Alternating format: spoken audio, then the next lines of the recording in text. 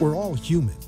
And it's important to know that doctors are people too. Doctors have emotions, they have passions in life and hobbies, and they enjoy participating as active members in the communities where they practice medicine. Doctors have families, friends, and relationships, while the latest in healthcare and the most current treatments for ailments will be topics on this Doctors Are People Too radio TV show. The focus will be in learning more about the interesting aspects in a physician's life and what they do away from the doctor's office or operating room table.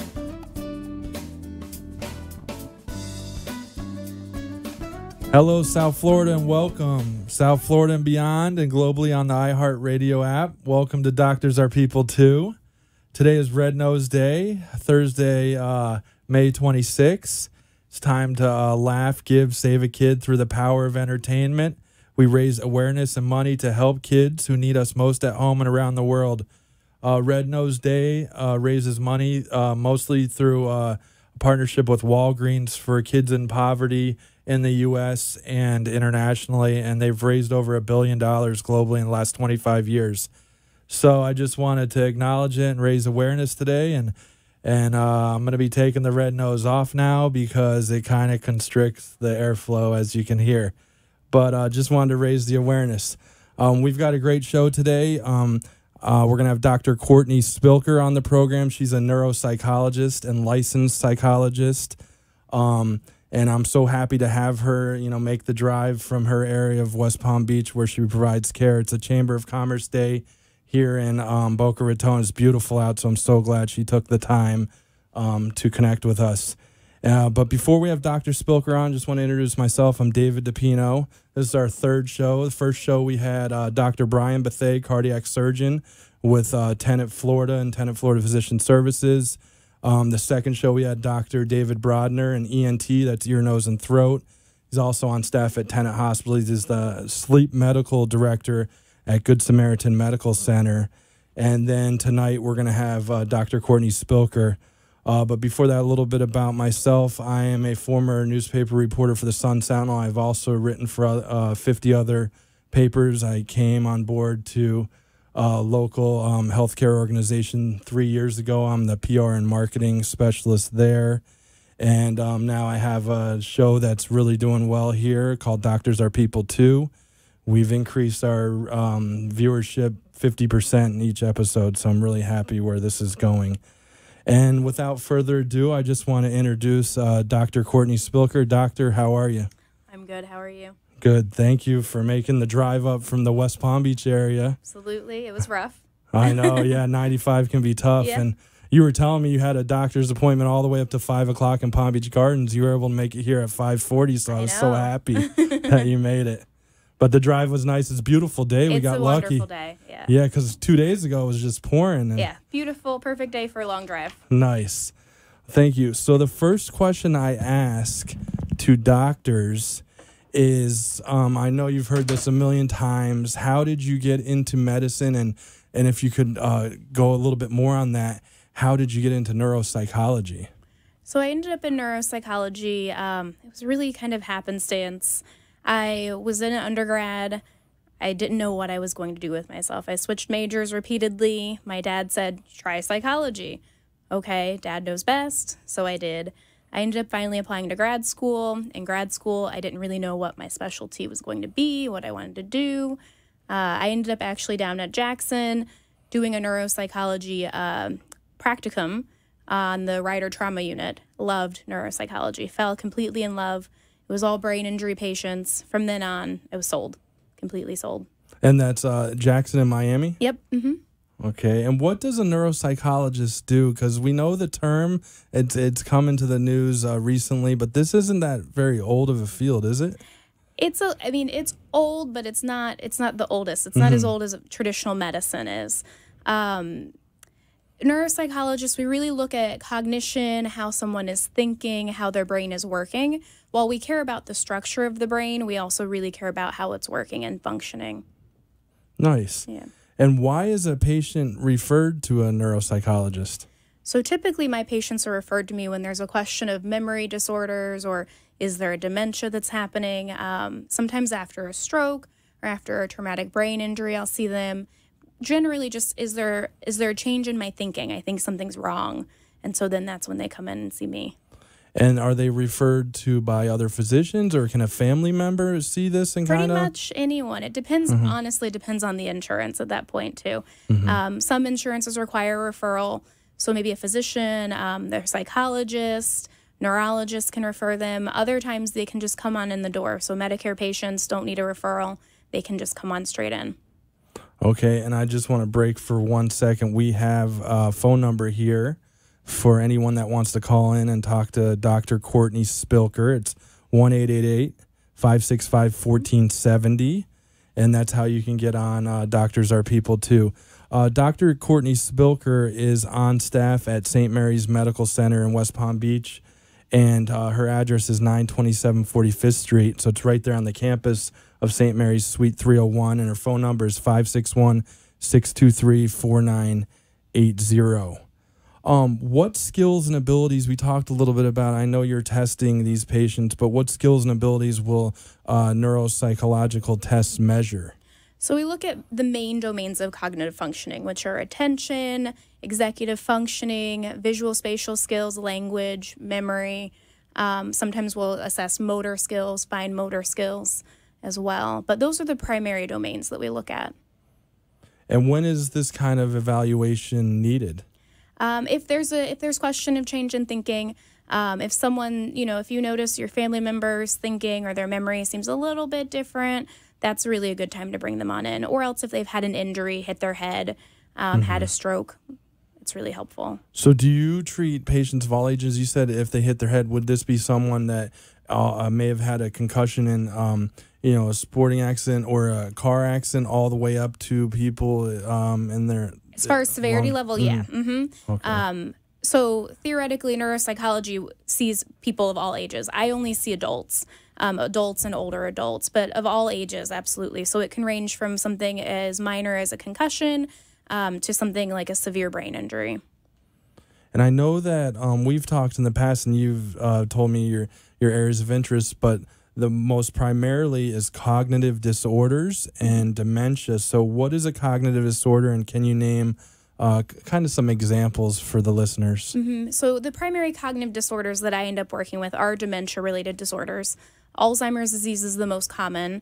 It's also the most common type of dementia. There's vascular dementia, frontal temporal dementia, Lewy body dementia. There's a whole host of different things that can really affect your thinking. Otherwise, brain injuries, strokes, they can result in cognitive disorders. Not always, but they can. And we've heard the term dementia a few times tonight. What is dementia, and what are the, I guess we've already kind of touched on it, the most common types? So dementia, it's like an umbrella term. So it really captures just change over time in someone's thinking. Typically, it progresses and gets worse over time. Alzheimer's disease is the most common type of dementia.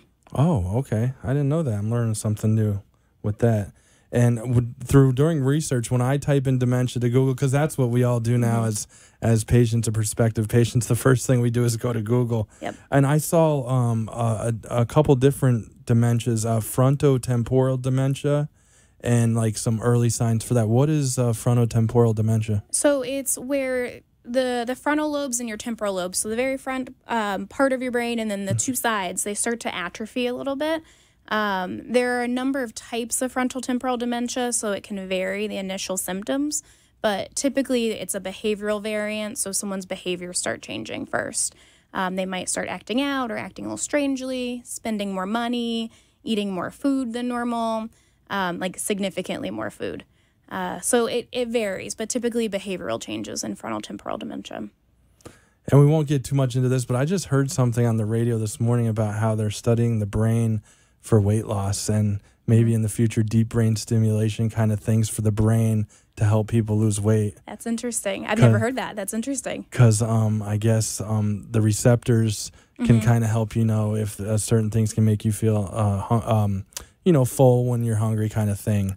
Right. But I think that's still a little ways off. But I want to stay in dementia and cognitive disorders because we have a lot of listeners that I got emails from that were excited about this show. So again, our phone number is 888-565-1470. I have a couple more questions before we take a short break. Also, when I Googled dementia, because I am a reporter, but I do use Google for something I don't know, you know. And what is vascular dementia and what can be done to avoid it? So vascular dementia is when there's been a series of vascular events that affect your thinking. So a vascular event is something like strokes. Typically, the best way to avoid it is making sure your blood pressure is under control, you have cholesterol that's under control. If you have diabetes, making sure that's under control, exercising regularly, eating healthy. Those are all things that you can do to help prevent vascular dementia, or at least prevent it from progressing rapidly. That's great to know. Great info. Now, do you work with referring physician on those kind of things? Maybe a primary care, you go back to them and kind of provide your expertise? So I end up writing these extremely long reports for every patient I see. So 7-10 pages. The end of it is all recommendations. I talk with the patient and their family afterwards. We have a meeting. Here's what you can do. This is what I think it means. And then their referring physician also gets all of the information too. I think I have time to get one more question before we take a break. How do you diagnose dementia? And I know you may have kind of answered this a little bit, but what is your way of thinking and how long does it take to diagnose that kind of thing? So I think it's a complicated question. I think I have an internal hunch of what's going on when I sit with the patient and talk with them. But beyond, I have to look at the data and the actual test results. So it takes a few hours to really get a good idea of what's going on. And we're going to take a short break. On the other side, we're going to talk to Dr. Spilker about cognitive disorders, her education and training. And one of my fascinating questions, I think Dr. Spilker's dissected the brain, and I'm going to ask her about that on the other side. So listen, and we'll see you in a couple minutes. Actually, I was born in Italy. I was born in Sicily. Buongiorno. I've been traveling for years and years and years. And as I like to say, and I've said this repeatedly, I collect countries like people collect stamps. So I've been to over 100 countries, and as I said, that's my passion in photography. And they go hand in hand because I can't travel without a camera. I was having dinner with some friends, and I fainted, and that was the beginning of everything. It was a matter of my heart. My heart was so weak. I was almost dead, so the question became, am I ready to die at this moment? Initially, I had a defibrillator that had 2 wires. And what was happening was that one chamber of my heart was just flopping around. So Dr. Wiseman came up with the idea of implanting a defibrillator with 3 wires so that the 2 chambers would work in unison. Dr. Wiseman recommended Dr. Habib, who he said deals with these matters. He said that my face was gray, my lips were purple, and he knew that I was getting ready to die. He knew that the only options for me was either go through the LVAD procedure or go to a hospice. So essentially, I have an artificial pump inside of me. There's a cable that comes out of my midriff that's connected to this system controller, which is like a little computer. And I have to either be on batteries all the time, or I have to be connected to a power module, which is connected to the wall. And now I'm still alive because of the LVAD surgery. I want to try traveling again, taking photographs again. I would like to get back to Italy, of course, because I feel very comfortable in Italy. I have relatives there. And I love Italy because Italy is like a piece of art. Thank you for my life. Grazie tanto. Thank you very much. You are listening to Doctors Are People Too with David DePino, who shows us the human side of medical doctors in the community. If you have a question for our guest, call into the show at 888-565-1470. Now, let's get back to the fun side of doctors and show that they are people too. And we're back with Dr. Courtney Spilker. She is a neuropsychologist and licensed psychologist on staff at the Palm Beach Neuroscience Institute. On the campus, her office is actually on the campus of St. Mary's Medical Center in West Palm Beach. Again, her number is 561-623-4980. And if you want to talk to Dr. Spilker, our number here is 888-565-1470.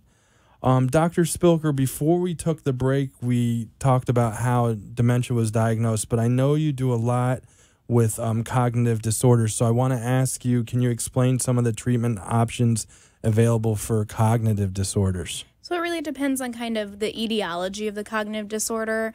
Mostly if it's something like a stroke or a brain injury, the best treatment is really time and rest, because over time your brain will start to improve a little bit and it'll get better. For other things like dementia, there really is no treatment option right now. There are some medications that might slow the progression of the disease process, but that don't actually treat it or cure it. And you work closely with the primary care physician and then also neurologists as well? Neurologists, psychologists, psychiatrists, whoever makes the initial referral especially. Nice. That sounds like a great team. During your education and training, did you ever dissect the brain? And if so, what was that like? I did.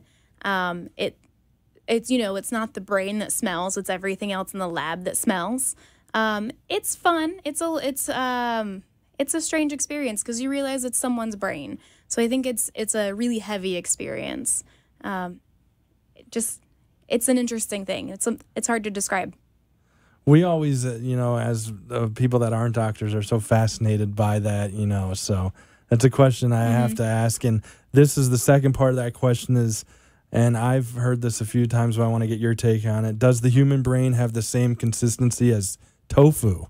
I've heard that, not the brains I've touched, but I've heard that maybe in a live person. I think by the time I've touched them, it's more like extra, extra firm tofu. But perhaps. And was that in your studies in college? In graduate school. Graduate school? Yes. Okay.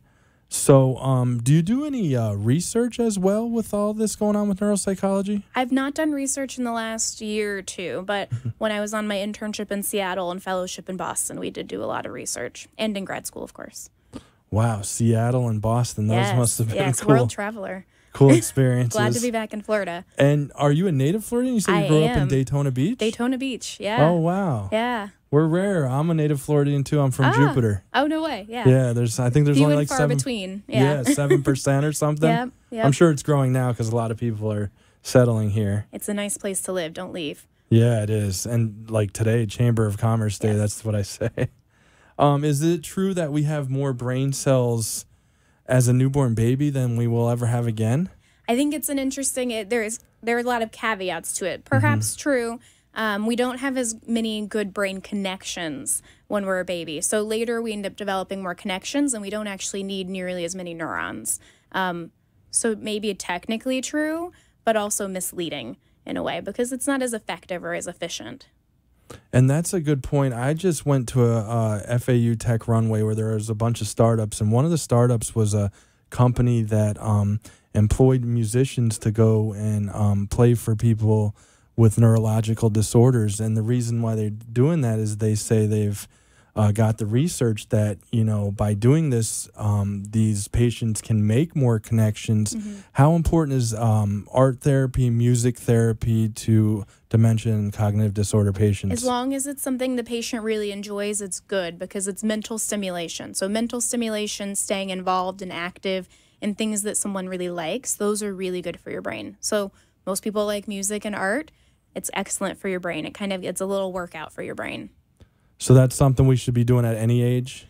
Absolutely. I mean, it's staying engaged. If you hate music, don't bother. If you love music, absolutely. Yeah.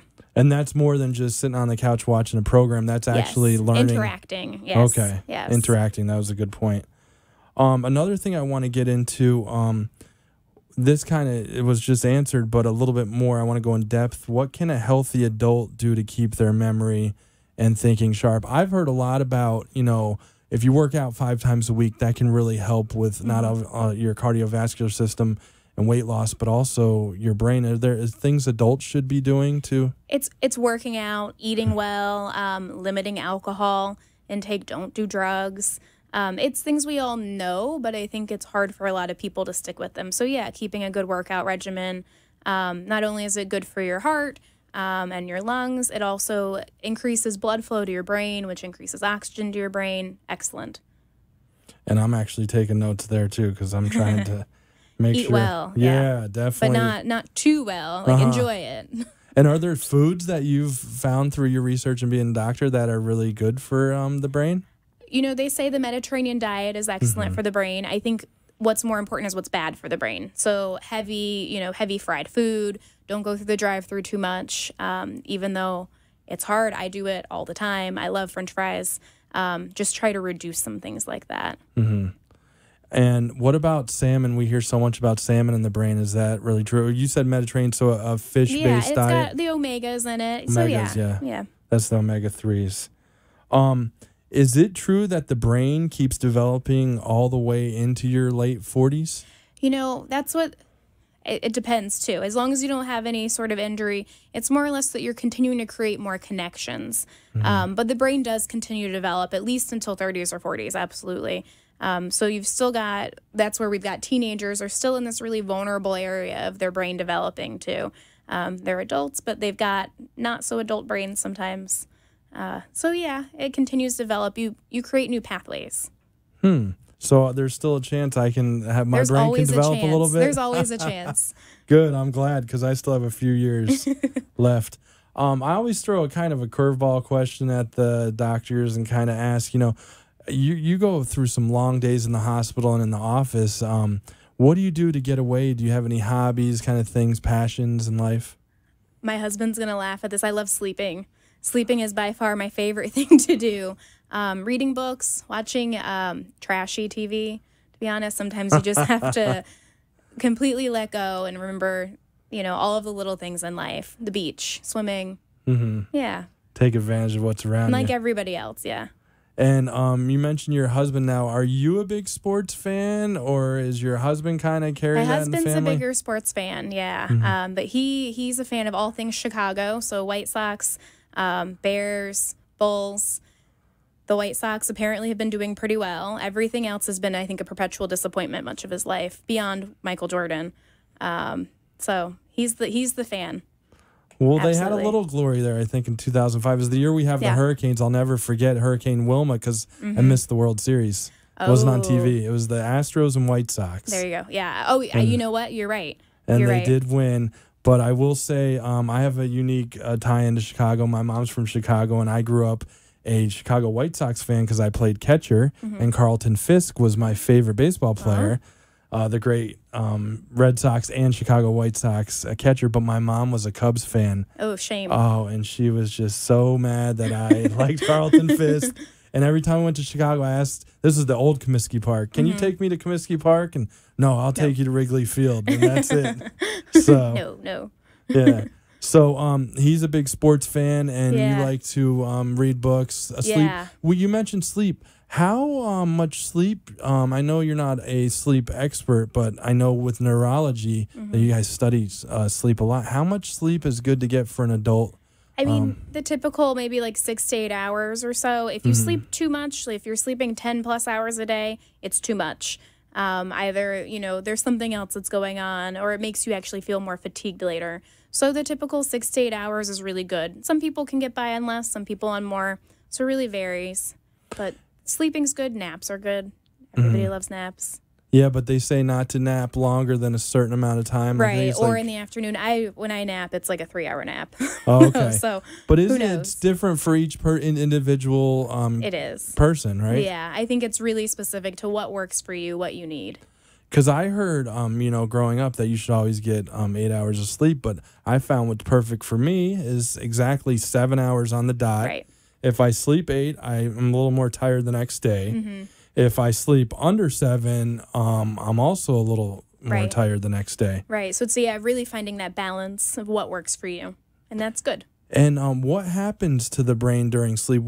I know you specialize in dementia and neuro disorders, but does the brain kind of recharge during sleep? Kind of like a recharging. So especially if you have an injury, you really need that sleep because it gives your brain the time to kind of heal itself. Fix other things, because if you think about all of what we're doing and what our body consumes throughout the day, energy-wise, your brain's still got to keep running in the middle of the night too. So it's good to get good sleep. It is better for your thinking and your cognition, absolutely.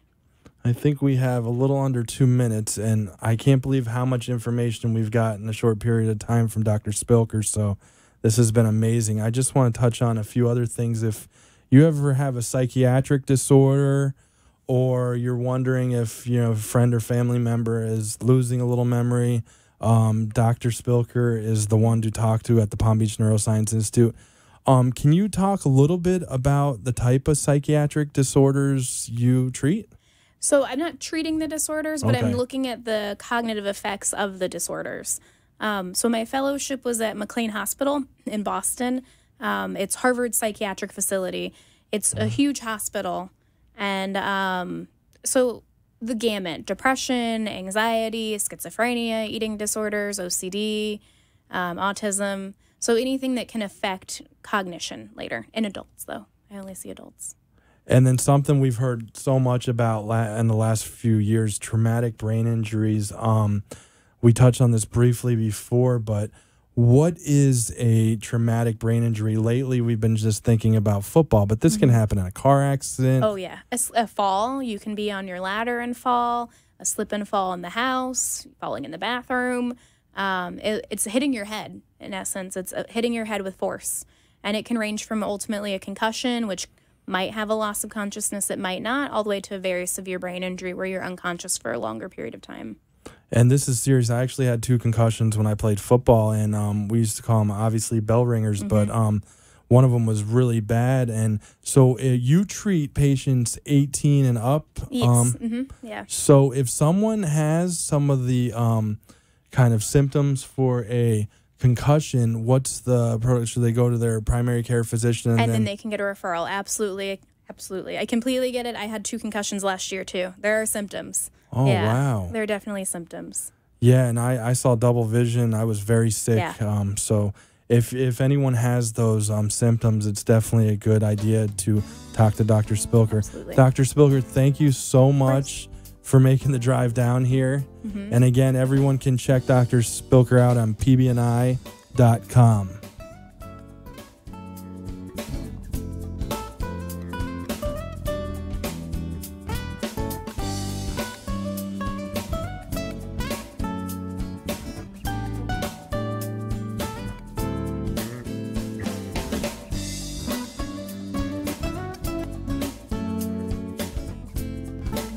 Thank you for listening and watching Doctors Are People Too with David DePino. Join us next week for more in-depth views on what doctors are all about and how they spend their free time. All shows can be seen on amp2.tv. And if you have questions you want answered on the air, call 866-224-5422 and leave a message that can be read on the air. The opinions